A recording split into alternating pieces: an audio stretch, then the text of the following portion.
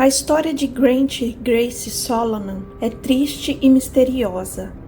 Muitas perguntas ainda estão sem resposta e as pessoas continuam se perguntando o que realmente aconteceu naquele dia em Gallatin, Tennessee. Olá pessoal, tudo bom com vocês? Eu sou Anice e você está no canal Narrando o Crime, onde a cada vídeo eu trago um caso criminal. Então, se você curte esse tipo de vídeo, você está no lugar certo. Estou começando o canal e se você gostar do vídeo, não esqueça de deixar o seu like que me ajuda muito. Antes de eu contar como tudo se deu, primeiro eu preciso contar tudo o que aconteceu antes do crime, para que vocês consigam entender os motivos que levam a crer que o culpado foi o pai. Tudo o que eu irei relatar são os fatos contados a partir de Andy, mãe de Grant e Grace. Prontos para explorar o lado sombrio da humanidade? Então vamos lá. Vamos começar essa história no ano de 2001, quando Andy e Aaron Solomon se casam após um relacionamento de 6 semanas. Andy estava grávida de Grant, que nasceu em 2002. Já nessa época, Aaron abusava sexualmente de sua esposa e a repreende constantemente. 4 anos depois, em 2006, nasce Grace. Tudo era terrível. Andy vivia um pesadelo. E começou a ficar pior em 2008, quando Andy descobre as traições do marido com menores de idade e também com prostitutas que ele contratava. Neste mesmo ano, ela começou a se consultar com a doutora Fortrell, que a diagnosticou com estresse pós-traumático. Ela não podia se consultar sozinha, porque Aaron não permitia que ela tivesse conversas particulares com as pessoas, e em todas as sessões ele a acompanhava para ouvir o que ela falava. A doutora Fortrell também diagnosticou Aaron com vício em sexo. Então chega em 2011, quando Aaron, um jornalista âncora do jornal matinal por 15 anos, pede demissão do emprego para ser planejador financeiro no banco Merrill Lynch. Embora afirme que saiu voluntariamente, de acordo com Andy e outras fontes, ele foi forçado a pedir demissão por ter materiais inadequados em seu computador e telefone. Em 2012, Aaron recebe uma herança milionária de uma tia. Com essa liberdade financeira, ele começou a ficar cada vez mais inconstante e imprevisível. Neste mesmo ano, Andy começa a se consultar com um psiquiatra chamado Dr. Ryu. Ela buscava ajuda para lidar com seu marido abusivo e descobrir como tirar ela e as crianças dessa situação de insegurança. Em janeiro de 2013, o mundo de Andy desmoronou quando sua filha Grace, então com 5 anos, disse que seu pai colocava coisas dentro dela, na hora do banho, e que aquilo doía. Andy, horrorizada, confrontou Aaron, que admite o abuso, mas diz a Andy que tirará as crianças dela se contar para alguém. A situação era insustentável. Cada dia mais ela queria pôr um ponto final em tudo isso, mas ele sempre ameaçava dizendo para ela não revelar o que estava acontecendo em sua casa. Em maio de 2013, Aaron tentou matar Andy com o fio do secador de cabelo. Grant, então com 11 anos, testemunha tudo, mas naquela época decidiram não contar nada a ninguém. Aaron mente para o hospital e para os pais de Andy, dizendo que ela tentou tirar sua própria vida. Preocupados, os pais de Andy dizem para ela procurar um hospital psiquiátrico. Ela vai ao hospital psiquiátrico e conta ao Dr. Murphy que ela não atentou contra sua própria vida, que na verdade foi seu marido Aaron que tentou tirar sua vida depois de ter abusado dela. O hospital a deixou internada naquela noite para protegê-la e a orientou a obter uma ordem de restrição contra Aaron, e ela conseguiu uma. Andy volta para casa e encontra a casa vazia. Aaron se foi e levou as crianças com ele. Ela tentou contato com ele, seus pais e seus sogros, mas nenhum deles atenderam as ligações. Ela fica desesperada, sem ter ideia para onde ele levou as crianças. Andy percebe que ele está cumprindo a ameaça que fez de tirar as crianças dela. 3 dias se passaram e Andy ainda não ouviu uma palavra de Aaron, de seus pais ou de seus sogros, e não tem ideia de onde estão seus filhos. Ela fica muito preocupada e liga para a polícia. Eles parecem levar a denúncia a sério e um superior liga para Aaron. Mais tarde, Andy revogou a ordem de restrição devido à pressão que Aaron e seu pai colocaram nela. Prometeram a ela que se ela suspendesse a ordem de restrição, ela veria seus filhos novamente. Ainda em maio de 2013, Andy entra em contato com uma amiga advogada e descobre que Aaron pediu o divórcio e entrou com uma ordem de proteção contra Andy em nome dele e de seus filhos. No dia 21 de junho de 2013, Andy e Aaron se apresentaram diante do juiz Philip Smith para audiência de divórcio. Aaron é representado por David Scott e Michael Parsley, Andy por Joanne Albertini. Aaron consegue que o pai e a irmã de Andy testemunhem contra ela. 4 meses após a audiência e a decisão do juiz de não acreditar em Andy e seus especialistas médicos, o advogado de Aaron, Dr. Scott Parsley, doa $1.000 para a campanha política do juiz Smith. Andy foi submetida ao exame forense de saúde mental, ordenado pelo juiz Smith, que também escolheu para qual médico enviá-la. Andy é enviado ao Dr. Freeman, que mais tarde escreve um relatório onde concorda com o psiquiatra Dr. Reed e Dr. Fortrell. Ele diz que Andy é uma mãe amorosa, atenciosa e capaz. O juiz Smith, então, rejeita esse relatório que ele solicitou ao especialista em que confiava, sem nenhum bom motivo. Já estamos agora em 16 de outubro de 2013 e Andy não vê seus filhos desde 21 de junho. Ela não sabe o que fazer, continua desesperada. Ela então decide documentar todas as maneiras pelas quais Aaron feriu, abusou e manipulou ela e seus filhos. Ela percebe que isso seria importante se ela quisesse que as pessoas acreditassem nela e recuperassem seus filhos. Em fevereiro de 2014, Aaron permite que Andy veja seus filhos novamente depois de quase 1 ano sem vê-los. Andy fica chocada como está fisicamente a sua filha, Grace, e para piorar, Grace, de apenas 8 anos, confessa que Aaron ainda está abusando sexualmente dela, dizendo que ele está introduzindo sabonete dentro dela e que isso doía muito. Andy fica horrorizada, mas sabendo que Aaron negaria tudo, ela grava um trecho da conversa. Mais 1 ano se passou e nada mudou. As crianças continuam sob a guarda de Aaron e Andy não pode vê-los, apenas em eventos esportivos. Até que em março de 2015, Grace faz uma chamada de vídeo para sua mãe, escondida do seu pai, mostrando que apareceu um hematoma na parte interna da coxa e ela não sabe como aquilo aconteceu. Aaron havia dito a ela que era uma erupção na pele por causa do maiô. No mês seguinte, Aaron colocou Andy na prisão por falta de pagamento de pensão. Andy passou o fim de semana da Páscoa presa. Depois dessa prisão, Andy fica apavorada e não sabe o que fazer. Ela e as crianças passaram mais de 2 anos tentando o seu melhor para apaziguar Aaron e manter um ao outro seguro. Durante esse tempo, Aaron tem controle total sobre a vida das crianças e de Andy.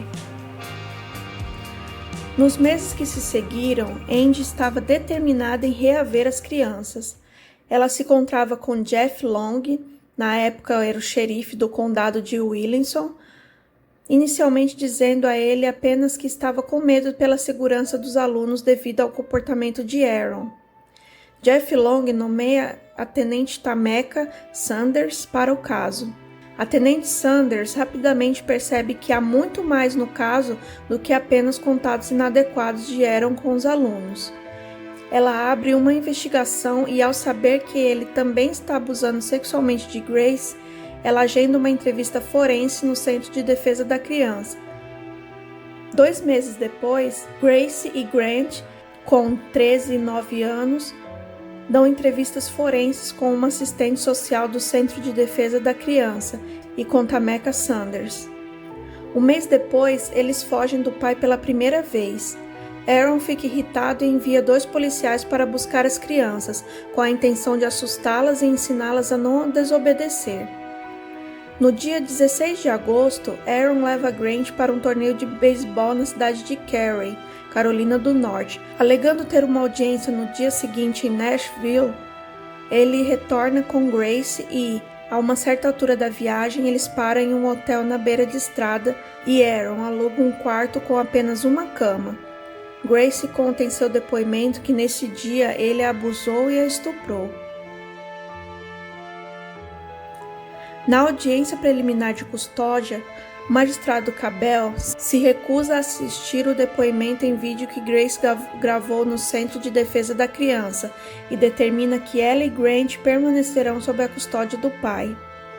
Grace fica apavorada ao saber disso, principalmente depois do que aconteceu no dia anterior. Depois de alguns dias, Aaron aparece na escola Grace Christian para buscar Grace. Ela chora apavorada.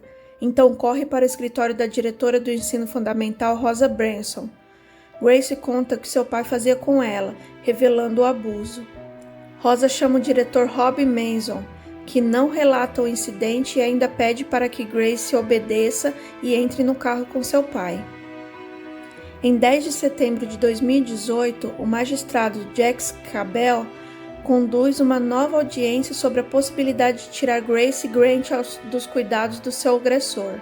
Ele concordou em assistir à entrevista forense que recusou na última audiência e, após ver o suficiente, determinou que eles ficariam com sua mãe. Quase 2 anos depois, em junho de 2020, Grant completa 18 anos. Ele disse a amigos e para a namorada que queria testemunhar em tribunal contra seu pai e o abuso que ele, sua mãe e sua irmã sofreram. Foi quando então chegou o dia 20 de julho de 2020, o fatídico dia que eu contarei para vocês. Grant marca de se encontrar com seu pai depois de 2 anos sem contato com ele. Alguns meios de comunicação relatam que ele estava se reunindo para um treino de beisebol, mas isso não foi confirmado. Enquanto tirava seu equipamento de beisebol da caçamba do seu Toyota Tundra branco 2015, a caminhonete desceu de ré, arrastando Grant pela calçada, descendo uma colina e caindo em uma vala. Aaron foi a única testemunha desse incidente e disse à polícia que a caminhonete de Grant apresentou defeito e o arrastou por uma colina íngreme de asfalto, caindo em uma vala e prendendo Grant embaixo de sua caminhonete. My son's truck backed over him and it's rolled over him and drug him into the ditch and it's on top of it. Durante a ligação para o 911, Aaron disse à polícia que o caminhão de Grant teve um problema e o arrastou por uma colina íngreme de asfalto. Ele afirmou que 3 homens estavam tentando ajudar Grant, mas ninguém sabia quem eram esses homens misteriosos, pois ninguém se apresentou. Aaron continuou na ligação para o 911, mas ele não foi até a caminhonete para ficar com Grant ou ajudar os homens que ele dizia estar presentes a resgatá-lo. Isso deixou todos muito desconfiados. Grant foi levado às pressas para o hospital, mas infelizmente ele não resistiu e faleceu pouco depois de chegar lá. Aaron recusou uma autópsia e também não permitiu que os órgãos de Grant fossem doados, o que deixou todos ainda mais intrigados. Os órgãos de Grant eram viáveis para doação e Andy tinha esperança de ouvir seu coração bater em outra pessoa, mas essas esperanças foram frustradas com a recusa de Aaron da doação de órgãos antes dela chegar ao hospital que ficava a 1 hora de distância. A polícia não investigou a caminhonete. Eles também não pediram os pertences de Grant. No entanto, um taco de beisebol estava faltando no carro dele. Aaron negou que fosse feita perícia na caminhonete. O departamento de polícia de Gallatin aceitou a declaração de Aaron de que a caminhonete arrastou Grant até a vala, embora não houvesse outras testemunhas. O relatório do médico legista não mostra sinais de arranhão ou quaisquer ferimentos consistentes com o fato de ter sido arrastado por um grande veículo em uma colina. Seus sapatos e roupas não estavam sujos ou danificados. Não houve queimaduras em seu corpo por ficar preso sob uma caminhonete quente que acabara de completar uma viagem de 1 hora. Em vez disso, a causa da morte de Grant foi determinada como parada cardíaca devido a um traumatismo em sua cabeça, e esse era um dos únicos ferimentos que Grant tinha, um golpe no maxilar e outro próximo à nuca. Aaron ficou com a caminhonete de Grant após o incidente e dirigiu ela por vários meses. Em algum momento, Aaron destruiu a caminhonete e a vendeu em um leilão.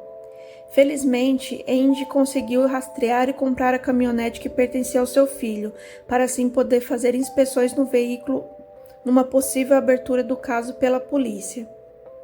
Grant Solomon era uma boa pessoa. Ele tinha 18 anos e estava no último ano da escola.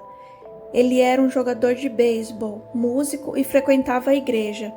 Ele era brilhante, otimista e muito animado.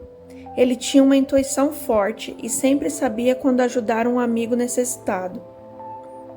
Em maio de 2021, a irmã de Grant, Grace, corajosamente contou sua história de abuso sexual nas mãos de seu pai. Em um vídeo do YouTube, ela explica por que tinha medo do pai e por que acredita que o pai é o responsável pela morte de Grant.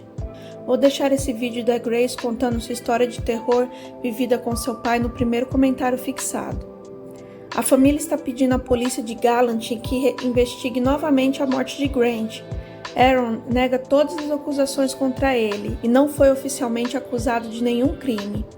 Uma ação movida por Aaron contra Andy em março de 2022 afirma que as alegações feitas por Andy são falsas de que Aaron era sexualmente, fisicamente ou de qualquer forma abusivo com ela e Grace, bem como as alegações sobre seu envolvimento na morte de Grant. Grace acredita que há muitas perguntas sem respostas e detalhes conflitantes em torno da morte de seu filho Grant, que justificam a abertura de uma investigação. Grace e sua mãe pedem sua ajuda através de um abaixo-assinado, que deixarei no primeiro comentário fixado. Caso vocês queiram assinar, por favor, assine e compartilhe essa petição com mais pessoas. Eles também estão recebendo doações que servirão para realizar uma exumação privada, a autópsia, na reconstrução do acidente, na investigação privada e para custear honorários advocatícios. E aqui na descrição e no comentário fixado vou deixar também a página oficial delas, onde dão mais detalhes sobre todo o caso. Foi de onde eu me baseei para fazer este vídeo. Grace e Andy, de tempos em tempos, fazem protestos para que a polícia investigue o caso. E é isso, pessoal. Fico aqui com mais um vídeo. Se você gostou, não esqueça de deixar o seu like, de se inscrever no canal com o sininho ativado para não perder nenhum vídeo novo. Vamos conversar mais sobre o caso nos comentários aqui embaixo. Vou deixar 2 vídeos incríveis aqui no final para vocês. E vou ficando por aqui e até mais.